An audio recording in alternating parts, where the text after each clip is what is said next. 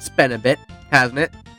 So, if you don't remember or you have dementia, around this time last year, I started my Castlevania retrospective. And I'm just now getting to Super Castlevania IV. I was busy, alright. Besides, it's not like anything big and Castlevania related happened in the meantime.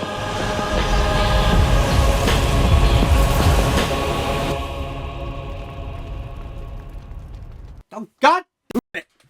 Well, shit, I gotta get off my ass and review this game. So, if you remembered and don't have dementia, Castlevania 1 and 3 were these great, tough, and unique platformers with a knack for some detailed and spooky environments. Castlevania 2, well, I'll give it this. It looks nice. But yeah, all three of these games were directed by Hitoshi Akamatsu. But unfortunately, despite how good it was, Castlevania 3 didn't sell very well, so Akamatsu got demoted, and the series was handed to Masahiro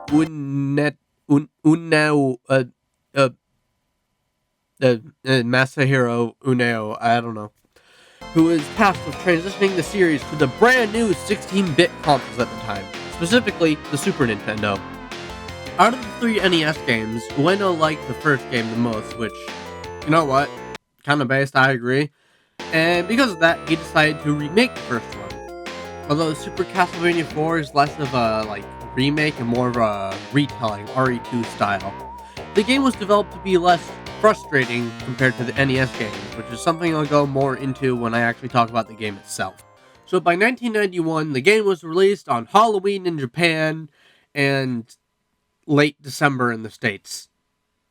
Castlevania is my favorite Christmas game! Anyways, as we boot up the game, we get a really creepy title screen. We get an equally creepy opening text that explains the plot, which is literally the exact same as Castlevania 1. Dracula revives, and Simon's like, I should kill that dude, and goes off to kill him, you know.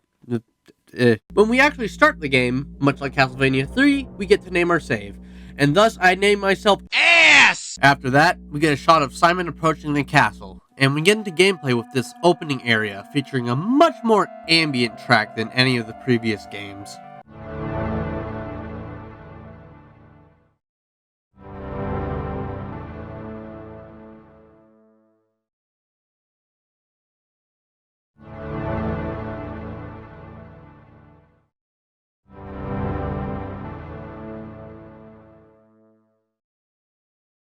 If this music doesn't set the tone of the game, then the graphics should. The NES trilogy were extremely impressive for their time, having incredibly detailed backgrounds and sprites, really selling the idea of an old, abandoned castle. Super Castlevania IV, for an early 5th gen game, looks amazing. I'm not the hugest fan of early 5th gen graphics compared to later 5th gen games. They look a little off, and I feel like the sprite artists hadn't really gotten a handle of the more detailed sprites. Like, compare Super Mario World to Yoshi's Island, or Super Mario All-Stars. Super Castlevania IV, while I don't think it looks nearly as good as the other two 5th gen Castlevanias, looks pretty good for the time, especially with it going for a realistic art style, since realistically styled games usually don't age as well as more stylized ones. Every background is full of detail, and the sprites, which used to be the least detailed part of these games, look so good. The NES games, while impressive, did have some limitations just because of the hardware they were on. Most of them were pretty light on color variety, and they would sometimes obscure details with the Black Boy.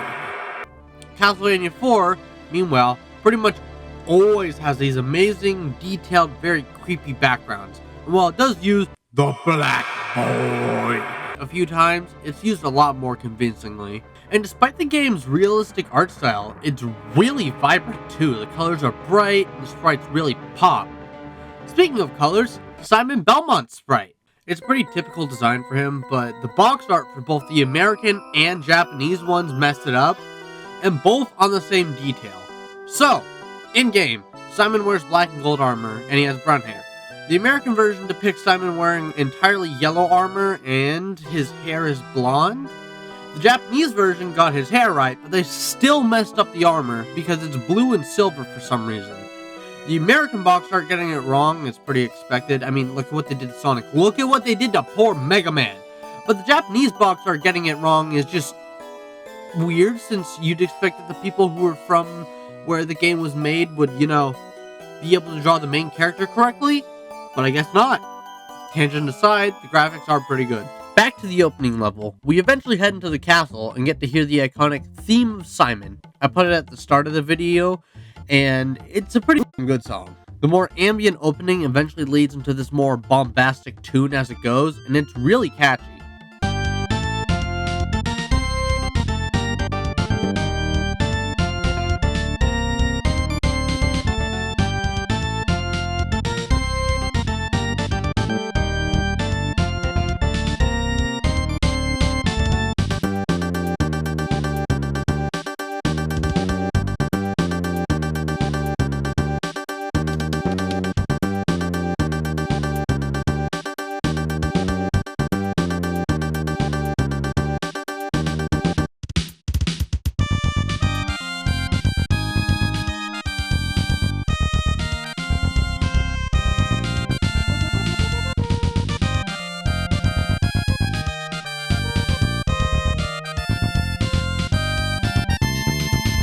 But this is a video game, and you want to know what the most important part of a video game is? The manual, the gameplay. So the game controls a lot like the last three, but there's been a few big additions. First of all, and the one most people bring up, Simon can whip in multiple directions. This is a pretty huge change, since your whip only being limited to one direction was a big part of the difficulty of the NES games, and what was, the incentivization to use the sub-weapons. Now the whip is a bit too useful, and to be honest, I'm not the hugest fan. I barely use the sub-weapons in this game, and the whip has so much range. Not just because of the multiple directions, but also because the sprites are way bigger. So the upgraded whip covers way more of the screen. So you don't have to move around much or use sub-weapons cleverly to hit enemies. This isn't helped by the fact that you can now adjust your jump arc, making platforming way easier. You can also do whatever this is and hang off the walls with your whip. I don't mind these. Also, that meat that would restore your health is now way more common, and not all of them are hidden anymore, so yeah. The game's much easier than 3 and 1, but it's not boring like Castlevania 2. While 2 was just kind of like mindless, 4 is just like lighter. You still have to engage with the level design, and there's still a penalty for death. It's just that the mechanics and level design you have to engage with aren't as punishing. Speaking of level design, let's return to that, shall we? The first level isn't too difficult. We walk through the main gates before ending up in this random shed. Eventually we fight our first boss, a skeletal horse jockey. He's very easy. I think the only notable thing about this boss is that the horse makes noises that a horse does not make. Bro, thank you, Wolf. Can't let you do that, Star Fox. After that, we run for the courtyard, graveyard, I don't know, some outside section of the castle. We fight off a few zombies and grass. This part's a bit harder because you have these hands that come up out of the ground and grab you, which can make you vulnerable to enemy attacks. We also get this lake area where there's a bit more platforming, although it's over this mud that you can jump into just fine without being in danger of dying. At the end, we fight Medusa, and she's easier than the last boss. As long as you have the Holy Cross, she dies in like 2 seconds. After her, we run through the lake and into the third level, the caves. The first section isn't much to write home about, though the atmosphere is really great, especially with the song.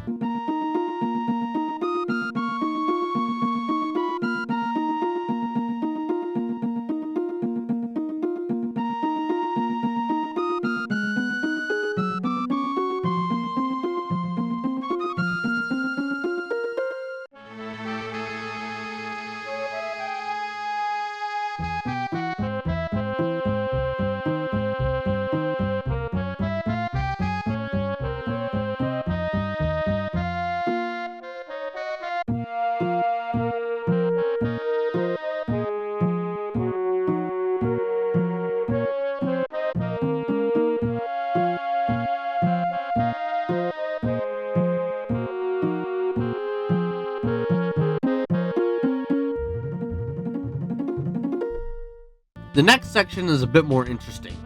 It's this vertical platforming segment where you climb up this waterfall, and it puts a lot of focus on the swinging mechanic. It's also the first section of the game to have actual bottomless pits to worry about, so it's a bit more challenging. This isn't even mentioning the track that plays here.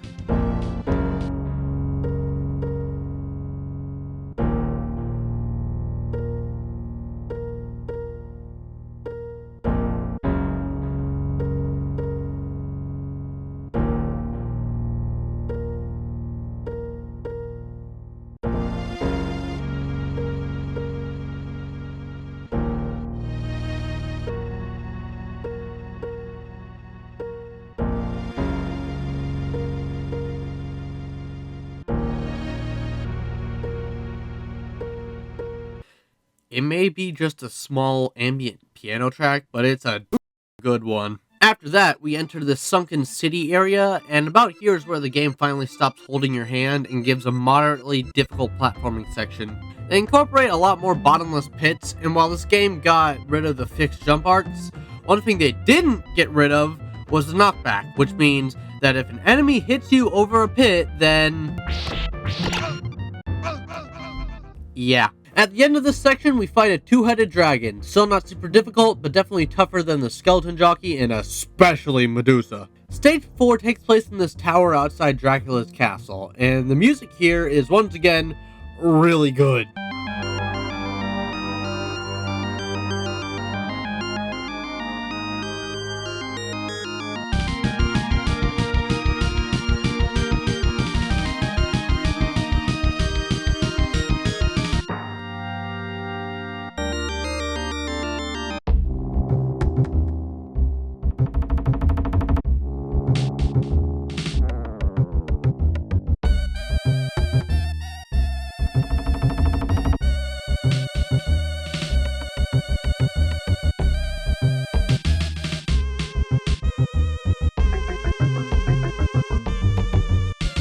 It's a pretty good stage. You do a lot of platforming over these bottomless pits with a bunch of skeletons, and you also deal with these platforms that flip you if you land on them, and there's a few parts where they make you jump on a platform and then quickly jump off before you can fall. I think the most memorable part, though, is definitely when the game has you enter this room that starts rotating after you start swinging on this latch with your whip, and after that, you run through this section with this trippy, spinning background.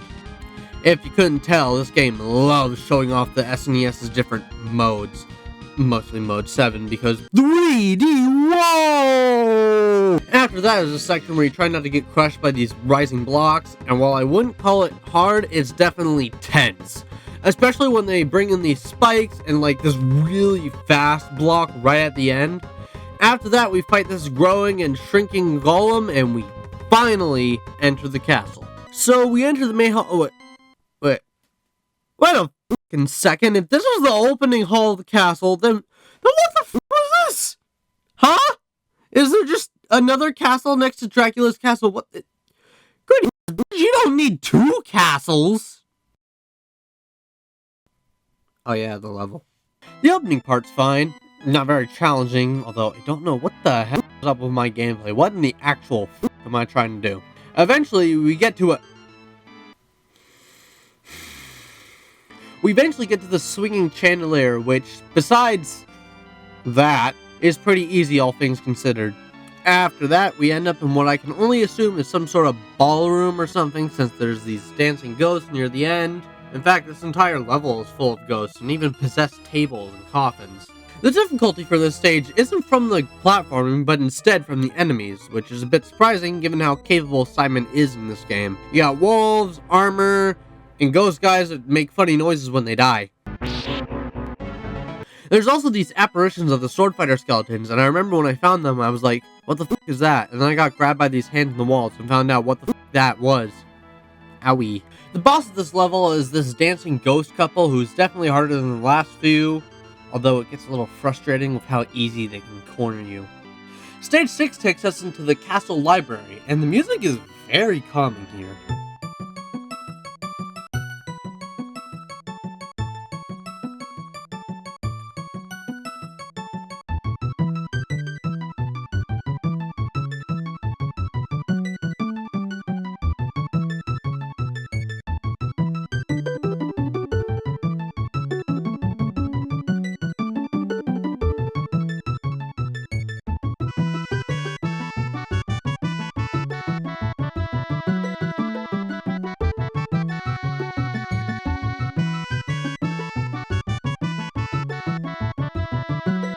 Almost makes you forget about the fact that you're platforming over bottomless pits on books. Almost. I don't have much to say on this level. The moving book section can be a bit difficult, but otherwise it's alright. Except for this vertical section. After beating a haunted suit of armor, we fall into no! So we end up in this game's equivalent to Castlevania 1 Stage 4. And just like that level, it's my least favorite stage in the game. Although it's for different reasons. Mostly, it's the checkpoints. They're too far apart, like the opening section are these two really long hallways, and even if you die in the second hallway, you're sent back to the start of the first one. This definitely isn't helped by the fact that the stage's main obstacle are these stupid insta-kill spikes, and the first hallway also has a lot of these bloody tears guys, you know, those enemies from Castlevania III that cry bloody tears? Yeah, them, the bloody tears guys. They're a bit obnoxious to try and hit. Funnily enough, the boss of this level, Frankenstein, is easy as seriously, I just wailed on him and killed him the first time. After that level, we head into this gold chamber, which not only looks amazing, but also has some pretty amazing music to go along with it too.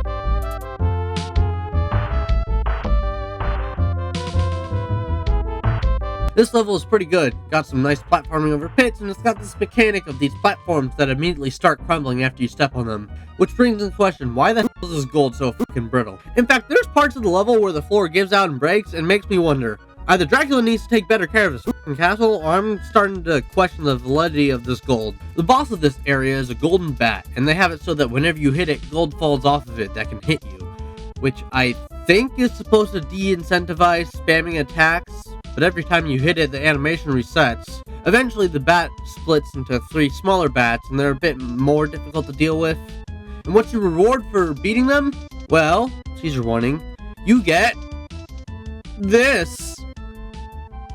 Lovely. Next up, we head to the clock tower and are greeted by an amazing remix of Bloody Tears.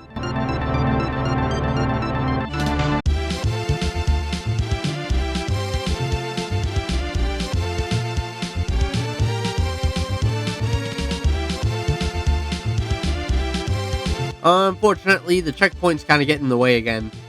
Just like in the underground area, you have this super long opening section which covers these 2 rooms, and if you die in either of these rooms, and I mean normal death, not a game over, you get sent to the start. And that extra sucks, because this level is really, really good. You got this typical Castlevania clockwork tropes, you know, jumping on gears, pretty much the most difficult platforming in the game.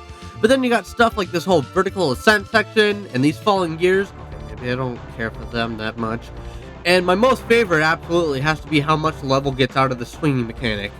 I think the sparse checkpoints just make this level way more stressful than it really needs to be. By the end, we reach the outside of the clock tower and fight the boss, which is the mummy. Why the f*** is the mummy in the clock tower? So, after I beat this level, I went to save state, and my game crashed. I tried to rebeat the level, but eventually gave up and went to the next level using the game's password system. Thank God it has that. And, I kind of fucked up. So, this game has 2 sets of passwords for the levels. One for the normal stages, and one for the hard mode. Guess who put in the hard mode passwords on accident? So, I played stage 6 in hard mode, and I kinda hated it. It was just really obnoxious with this annoying chase sequence full of enemies that can knock you off. I eventually went back to play the normal version, and it's fine. The chase section isn't nearly as bad, less and more. Well, that was a little irritating. Although, one thing that definitely sucked about this level are the vampire killer and beginning remixes that it has. These are complete ass!